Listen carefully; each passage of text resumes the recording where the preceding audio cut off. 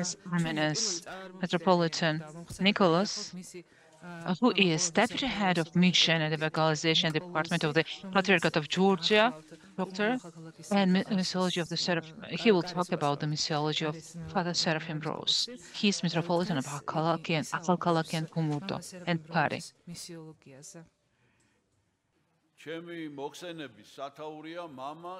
The title of my presentation is Missiology of Higher Monk Seraphim Rose. Higher Monk Seraphim Rose is important today for the entire Orthodox world, not only for those who knew him personally. On September 2, 2022, on the 40th anniversary of his death, I made a special visit to Platina, the monastery of St. Herman of Alaska, Father Seraphim's grave, to pay respects to him and get to know the people who had direct contact with him. During the 2 days I spent there, I learned a lot about Father Seraphim and got even closer to him. But I also discovered that even I, a Christian living on the other side of the earth, the time difference between us is 12 hours, has news to tell them about Father Seraphim.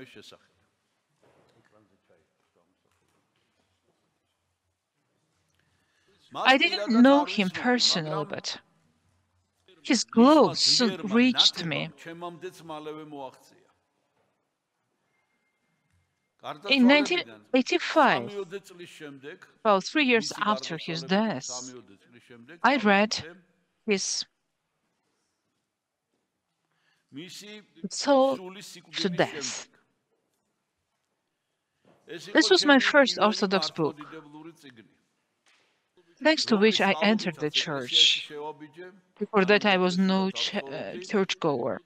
This is how I met my spiritual mentor, Metropolitan Daniel, in 1987, and how His Holiness and Beatitude Catholicos Patriarch of all Georgia, Ilya II, became my teacher and a beacon. I passed the first theological exam to him in 1988 and spent 35 years by his side. It was last year in Platina that the idea of this conference was born, the purpose of which is to share personal experiences about those luminaries of the last times who changed our lives in Christ. His Holiness and Beatitude Ilya II, in 1991, founded the Department of Mission and Evangelization in the Georgian Patriarchate under the leadership of Metropolitan Daniel, where I am still his deputy. Our missionary activity needed a theoretical basis. Obviously, all missionary ideas are set out in the Holy Scriptures, but we didn't have more than theoretical missiology, and Father Seraphim helped us with this. Now I'm holding in my hands 2 books published by me. One is a lecture by Father Seraphim, in step with St. Patrick and Gregorian tours, published in 2003, with my translation into Georgian. I used this book for many years as a missiology textbook for the clergy of our mission school. It contains fundamental missionary ideas, some of which will be presented to you today. The second book, published in Russian in 2022, my dissertation on the Russian language, on the missionary aspects of the ministry of the prophet Jonah, and is an example of following in the footsteps of St. Patrick and St. Gregory of Tours. His 10-year work was inspired by Father Seraphim's lecture. Taking this opportunity, I would like to inform you that I am looking forward for a translator from Russian into Georgian and English. Before moving directly to Father Seraphim's lecture, I would like to note that Father Seraphim is also responsible for the fact that at this conference we are raising the question of the canonization of another recent luminary, Father George Culture. A month before his death in his last lecture, Living with an Orthodox Worldview, Father Seraphim informed the general public about Father Georg Culture, who at that time was still suffering in a communist prison in Romania. From him I also learned about Father Georg. And when in the fall of 2022, I met his spiritual daughter, Dr. Maria Rosanna Stoica, we decided to push forward the process of canonization of Father Georg Culture together, and the result is obvious. In step with St. Patrick and Gregory of Tours is also one of Father Seraphim's last lectures. In the last two talks, he laid down the basic principles of modern missiology. This is missionary testament, sober vision, an accurate diagnosis, finding a solution and an action plan. Orthodoxy should reflect and change a Christian's life completely, not partially. You are a Christian always, everywhere, or you are not at all. It's impossible to become a Christian when you enter the church and to live your Christian life there when you live and no longer stand out from the people of this world. A Christian must have a loving, merciful heart, and he himself must be simple and innocent, like a dove. Sensible faith and Christian worldview, so as not to easily succumb to the values and behavior offered by the world. Believer must understand the spirit of the times and the totalitarian demands. Standing with 2 feet firmly on the ground, with an exalted mind, he should constantly be with Christ in eternal world, for which he should feed on the blood and flesh of Christ, the Holy Scripture, the lives of the saints, and the writings of the fathers. A Christian should enjoy the true works of art, whether Western or Eastern, because all the best of this world points to heaven. Finally, we have to learn a lot from the examples of new martyrs, especially those who are walking the path of martyrdom today and going through their feet. In step with St. Patrick and Gregory of Tours, in a work full of missionary aphorisms and fundamental thoughts, I try to highlight them, but because of their abundance today, I will introduce you to only a part. I will attach the text of the lecture in 3 languages to the report. However, I said the whole lecture is a ready-made course in modern missiology. At the beginning, speaking of St. Patrick, Father Seraphim invites us to judge him not to be glory that he acquired in the eyes of the people today, but to see him as he was during his lifetime, and concludes. I have these ideas numbered. First, this shows us that these are citations mostly. Number 1. This shows us that even those who later become quite glorious have to go through in their own lifetimes the same struggles that each of us must go through, and it's not seen until the end whether a person even saves his soul. Here are thoughts that have served me many times as guiding principles in my personal life.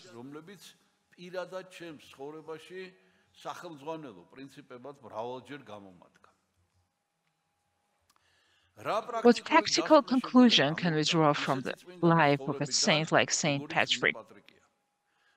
A newly converted, an experienced person may want to go to Ireland and do great things, but nothing will come of it, because once it already happened, and there is another fundamental thought of Father Seraphim.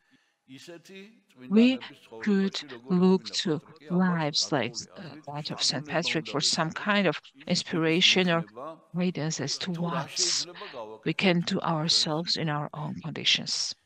But Seraphim manages to express an idea that seems to be already clear, but has not yet been expressed. The accurate assessments that Father Seraphim makes when discussing the current situation are very important because an accurate diagnosis is a prerequisite for solving the problem. Today, virtually, the whole world has heard about Christ, and there are very few totally pagan people left who are not getting the word preached to them. In Africa, as we continue to hear, the Orthodox gospel is being preached to those wild tribes from one country to the next, in East and the Central Africa, but in most places, the people of the world have become rather weary, tired, worn out people who once heard of Christianity and have now got bored with it. Third, the whole phenomenon of the apostasy, of the falling away from the truth, means that people don't know how to accept the gospel freshly. They have already heard about it and have been inoculated, vaccinated against it. The second sign that characterizes our era and distinguishes it from the past is Mickey Mouse atmosphere. It is the lack of seriousness that one sees in the air, in just everyday customs. For example, when people part, they say, take it easy. That sort of thing that indicates relax, take it easy, there is nothing important going on, just go along with whatever happens. We used to say things like, God be with you, goodbye, even comes from the word God's.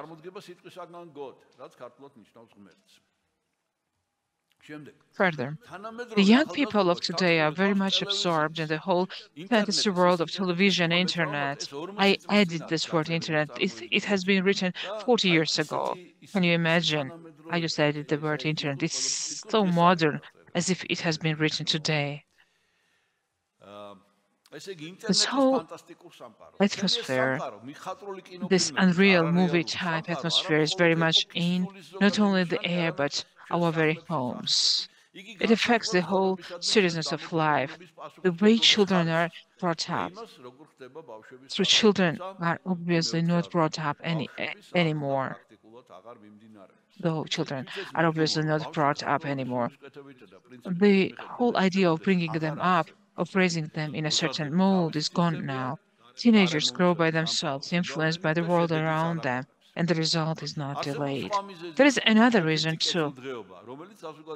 Mundane well-being, which deprives society of its individuality, humanity, and causes its members to care not for each other, but for things, cars, and even more comfort. For example, when he was writing, they had only regular telephones, no cell phones. Can you imagine what he is writing about the regular phones? The very idea of the telephone means that you can easily have contact with someone for the sake of message, nothing personal about it. If you have to great lengths to get to him, your soul is different than it would be if you just had to dial a number. And this was said, written when the mobile phone was not even imagined. If we accept all that, the church hands down to us simply as something already accomplished, something given to us without our effort, as if it is just there and we can take it for granted. This already deadens us spiritually because everything that is high must be fought for, must be struggled for. And the next one, seventh, as far back as William Butler, yes, 75 years ago or so, everything in the beginning of the 20th century, he was Irish poet, William Butler Yeats. Everything in the modern age has been accomplished and done. All the seeds has been sown. The 20th century can add almost nothing of its own. It has only put into effect that which has already been sown in the 18th and 19th century. The result was that there was nothing more to do. Everything is done. It's hopeless. As William Butler Yeats, a sensitive Irish poet, expresses it in his poem, "The Second Coming." The Georgian translation belongs to me. turning and turning in the widening fire. The falcon cannot hear the falconer. Things fall apart. The center cannot hold. Mere anarchy is loosed upon the world. The blood-dimmed tide is loosed, and everywhere the ceremony of innocence is drowned. The best lack of conviction, while the worst are full of passionate intensity. Surely some revelation is at hand. Surely the second coming is at hand. The second coming. Hardly are these words out when a vast image of spiritual mundi troubles my sight. Somewhere in the sands of the deserts, shape the lion body and the head of a man, a gaze black and pitiless at the sun, is moving its slow thighs, while all about it, real shadows of the indignant desert birds. The darkness drops again, but now I know that 20 centuries of stone is asleep.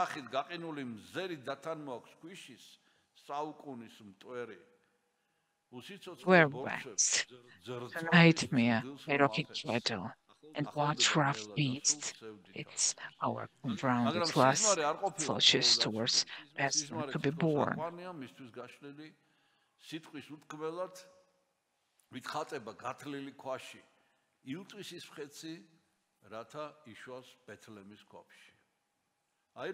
This is what a actual view of life should be. The worst people are simply immersed in evil deeds, and the best people are going frantic because there is no more spirituality left.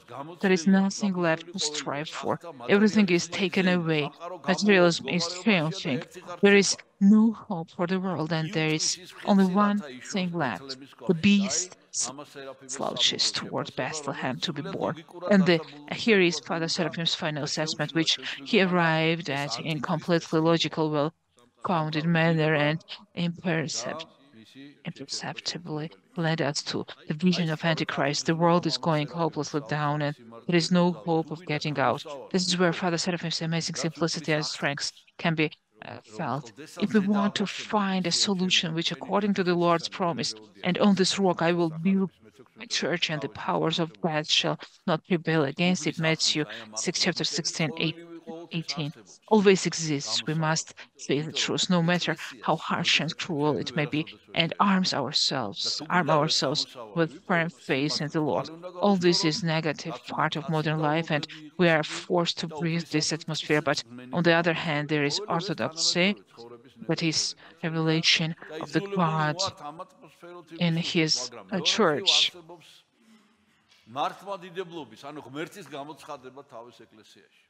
Here is the following fundamental thoughts that encourages us. Number 9. From the time when the gospel was first preached until now, we are being gathered out of the world, citizens of one kingdom, all going towards the heavenly kingdom. All the citizens will speak the same language and know each other, because they have gone through the one same Orthodox life, the same spiritual struggle, according to the laws of spiritual life. The Holy Father spoke about the latter times as times of great weaknesses, in which there would not be the great signs which were performed in the early times of the apostles and the desert by the first monks, when thousands of miracles were being worked. Great fathers were raising people from the dead. Many supernatural events were occurring. And these very holy fathers said that the dazzling age of miracles would fade away, and in the end there would be almost nothing at all like that. In fact, those who would be saving themselves would seem totally indistinguishable from everybody else, except that they would somehow keep alive the struggle against all these temptations, just keeping alive the spark of the true Christian faith without making miracles, without doing anything out of the ordinary, would already make them, if they endure to the end, as great as, even higher than those great fathers who worked miracles. Therefore, 10, the outward activity of the Orthodox Christians is greatly limited in comparison with past times. It seems that way still the inward spiritual activity must be just as possible for those who are willing to struggle. It's obvious in looking at such people and realizing they are spiritual giants that it's possible to do something even in our evil times. But here too, there is an ordeal, this worldly attitude of people who are themselves in the church. We must look it realistically and see it the way it is. Apostasy, error, evil, demonic activity, when many people who call themselves Orthodox are simply totally worldly and don't think about the higher side of their faith. They take it for granted. It's all automatic. That's what has been handed down. There's always a priest somewhere. If he's not in this town, he's in the next one. He has sacraments and Holy Communion. We just go to him and get what we need, and that's all. You go home and you are content. Based on this sane assessment, we must declare a relentless war against evil, but one must learn to fight on the right battlefield. The next fundamental idea, one must learn to fight on the right battlefield. This is extremely important because it's very easy at the beginning stage to go totally off by picking up and reading a book that talks about spirituality, hesychasm, and so on. Bishop Th.D. who passed away in 1894, when quoting some of the Holy Fathers, deliberately omitted many of the passages which dealt with the physical sides of prayer. He did this knowing that even in the time of the 19th century, many people would take those physical aspects of as the end and begin imitating without getting the essence. Therefore, he just left those writings out of these published works. Now, however, many of them are being published in English, and you can read how you are supposed to sit on the stool with your head down, etc. People begin to imitate. They begin to think this is it. And it's a matter of fact that if you fast for a long time and do certain exercises, you begin to have all kinds of things happen to you. And the next fundamental idea, but that is not spiritual life, it's almost guaranteed. On the contrary, that it is the activity of demons. It is more profitable not to say those 5,000 Jesus prayers, but to do something else that is spiritual. The Holy Scriptures, the writings of the Holy Fathers, the examples of saints' lives, the services of the Church, all these things have to do not with worldliness in our daily life, but with conducting us to heaven. And the next fundamental idea, by looking above to these things, we are enabled to have real, that is to see that there is something above this routine of worldliness, which is very boring, discouraging, and leads nowhere. This means the zeal must be hampered by something deeper, and that something deeper is what St. Seraphim calls determination. Zeal that becomes a determination is constant and keeps going, a sort of constant point for your whole life. It keeps you going even when you are discouraged, because you see that there is something above towards which you are striving and which does not depend on your moods or your opinions. It's something which must be your constant possession. It's your determination to get to heaven. Is this determination, or rather the zeal that must be permanent, ensured against both ups and downs and falls? In everything that happens, we must look at the higher side, that is spiritual side. The next idea. Because we are sometimes looking at the higher side and sometimes at the lower side. We will be up and down, and the lower side is so powerful. Therefore, if we are sometimes looking above and sometimes below, if we are going 1 foot forward and foot back, and then 1 foot forward and 2 feet back, and we will simply not get to the gate of heaven.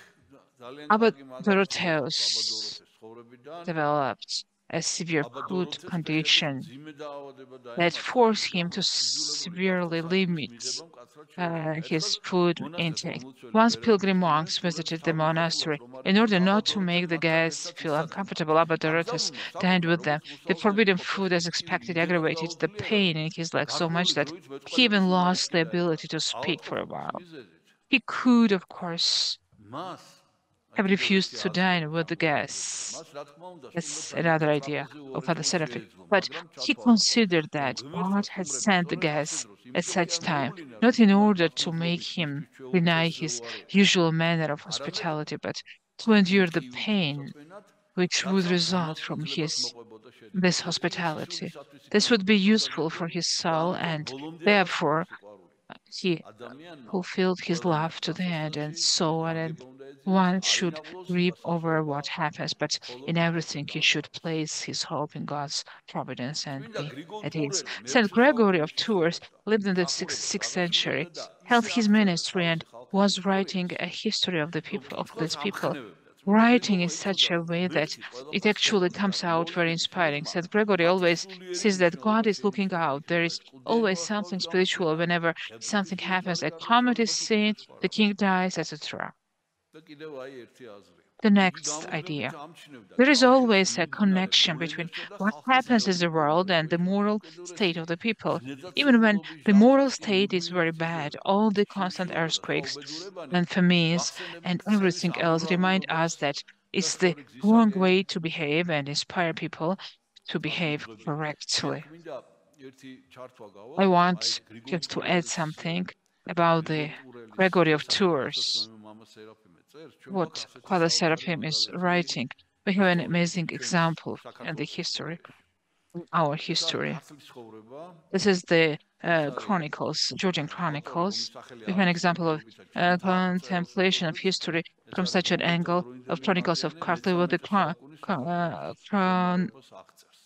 chronicler in the chronicle of the time of the Mongols. It is 100th year one, which describes the state of Georgia in the 13th century from the reign of King Tamar's son Lashak Georgi to George V, the brilliant enthronement. And the author says the cause of the ordeal in Georgia and the nation's apostasy from God. In one place, he compares the actions of his contemporaries to the apostasy of the descendants of Jacob, the biblical patriarch from God, and offers us a universal formula key from the Bible to clarify the events and the citation. And the prophet says, Jacob ate to his fill, grew fat, and forsook God, his creator, and denied God, his savior. In another place, he cannot fully reveal these atrocities committed by Jalaluddin in Tbilisi because he believes that by revealing this punishment of God to the end, the degree of the nation's sins to which God punished us will be revealed. Sultan Jalaluddin, citation, invented another evil, which I consider it a shame to mention, of to what degree had been enraged the merciful and tolerant God to not have mercy upon us. Nowadays, the historians say this is a horribly molded way of looking at things, that is a very quaint and naive and unsophisticated, and that, of course, nobody can think like that now. They think it's very cute, in fact, to look at this after all these centuries and You see how people used to think, but of course they say we seriously historians are looking for the real causes. By real causes they mean what a person ate and what it caused his feet to do and so forth. And the 19th idea of Father Seraphim, the Christian point of view, however, is that these are not the real causes, but the secondary causes. The real cause is the soul and God. Whatever God is doing and whatever the soul is doing, these two things actualize the whole of the history and all the external events that treaty was signed or the economic reasons for the discontent of the masses and so forth are totally secondary. Thus, St. Gregory is actually looking at history in the correct way, because he sees that there is a first cause, which is what God does in history and how the soul reacts to it, and that secondary causes is ordinary events. At one point, in telling of a strange sign that was seen in the sky over Gaul, he says, in all simplicity, I have no idea what all this means. Of course, from the scientific point of view, we know that we can predict these things, that these are caused by the shadow of the moon and so on. But from St. Gregory's point of view, why does God choose to frighten us like this? What is the moral meaning of it? He was constantly looking above, not below.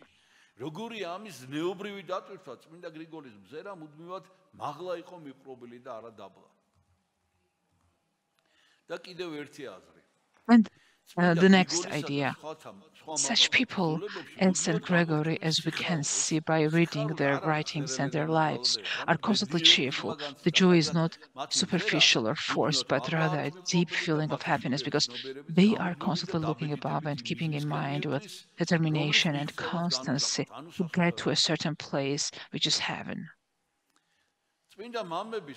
We are told by the Holy Fathers that we are supposed to see in everything something for our salvation. If you can do that, you can be saved. Here is one prosaic example which Father Seraphim is bringing.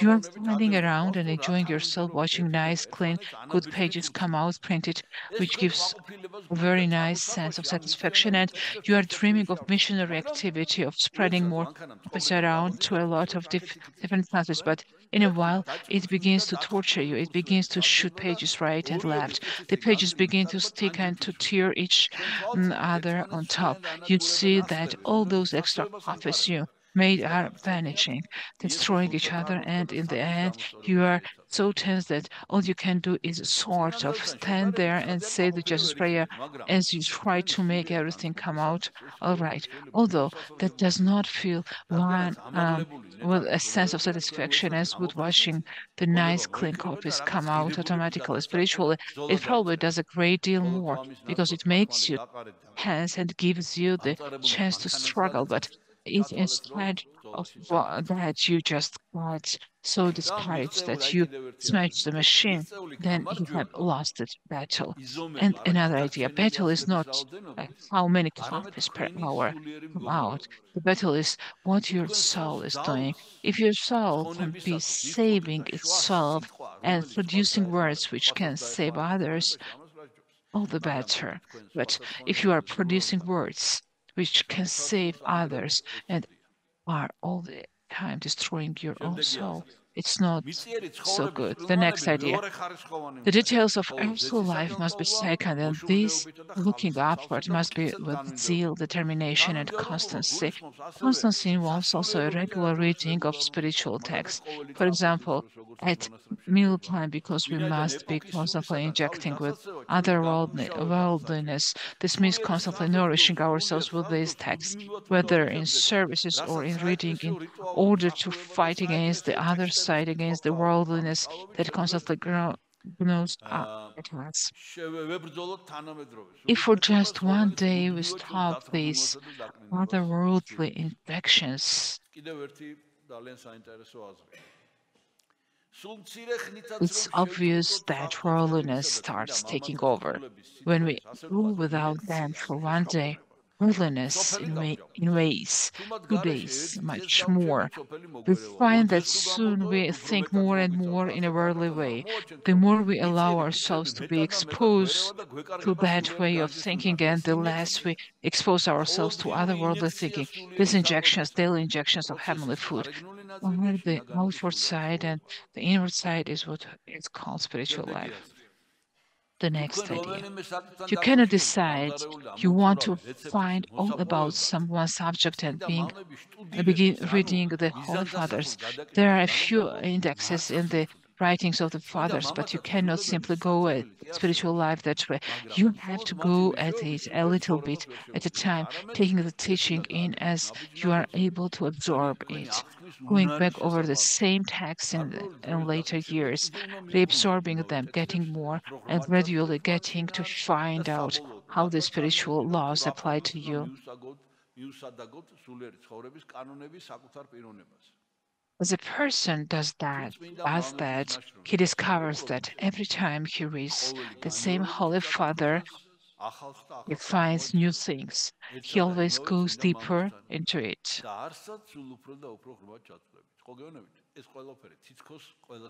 All that seems very obvious, but Father Seraphim manages to express this very clearly.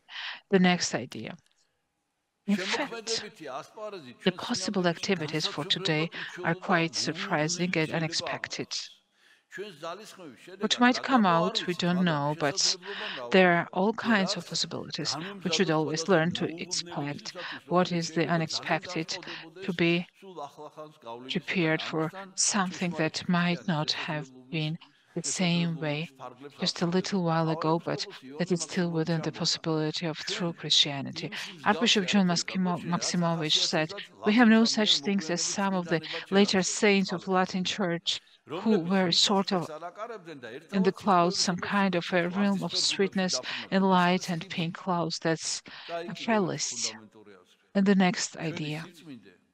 All of our sanctuary is based, all of our sanctity is based upon having your feet straight on the ground and well-being of the earth, constantly having the mind lifted upward. Archbishop John was himself like that. He was collecting these things, the lives of Romanian saints and all kinds of different things which were very inspiring and had nothing to do with everyday business or the administration of the diocese. The next idea. In fact, some said he was a bad administrator, but I don't know. I doubt it, because I knew that whenever anyone wrote to him a letter, that person always got a reply back in the language he wrote it in within a very short time. The opposite of this is to make even the church into some kind of business, to be looking at only administrative side or the economic side or the lower worldly side. If you do that long enough, you will lose the spark. You will lose the higher side. The next idea. If you are an Orthodox Christian, you can do this and have people call you crazy or say that you are a little bit or something like that, but still you have your own life. You lead it and you go to heaven. The alternative is to be bogged down in this boring world, which is totally overrun by machines and conveniences and opinions. There is a certain opinion in the air that, of course, when you come to the church, you must be warned, because you cannot think about church services and prepare yourself for communion when you have to think about cold feet. People tell us this. It's a very great drawback. They say you cannot go and have cold feet and expect to have any spirituality come out. This happens to be an opinion, and it's totally off. The Holy Fathers have been living throughout the countries in all kinds of conditions. Obviously, there is no deliberate thought of torturing oneself with cold feet. Still, this is something which helps to make one a little more sober about the spiritual life, perhaps to help one to appreciate what one has and not to just take for granted that one is going to be comfortable and cozy and that's it. And the next idea, if one undertakes anything in the church and does not have in mind to be looking constantly to the heavenly realm, one will lose the spark of zeal, the interest in doing spiritual things, and will become worldly. Worldly means dead, spiritually dead. The next idea. If a person is in a place of leadership, such as a priest in a parish, and if he is going to look back and look first at the people, he will see that 99% of them are going to drag him down because they have their problems and passions, confessions, weigh him down, and so on. If this side becomes too important for him, it simply drags him back and he cannot lead them to heaven. Of course, a pastor or any kind of spiritual leader must be leading to heaven, first himself and then others, by looking first to the other world. Looking at the Protestant and Roman Catholic world, we can see that certain spiritual writings get out of date. Sometimes they come back into fashion again. Sometimes they go out. It's obvious that they are bound up with worldly things, which appeal to people at one time, or rather to the spirit of the times. It is not so with our Orthodox holy writings. Once we get into the whole Orthodox Christian outlook, simply Christian outlook, which has been handed down from Christ and the apostles to our times, when everything becomes contemporary. The next fundamental idea. If you read the words of someone like St. Macarius, who lived in the deserts of Egypt in the 6th century, and he's speaking to you now, his conditions are a little different, but he's speaking right to you now in the same language. He's going to the same place, he's using the same mind, he has the same temptations and failings, and there is nothing different about him.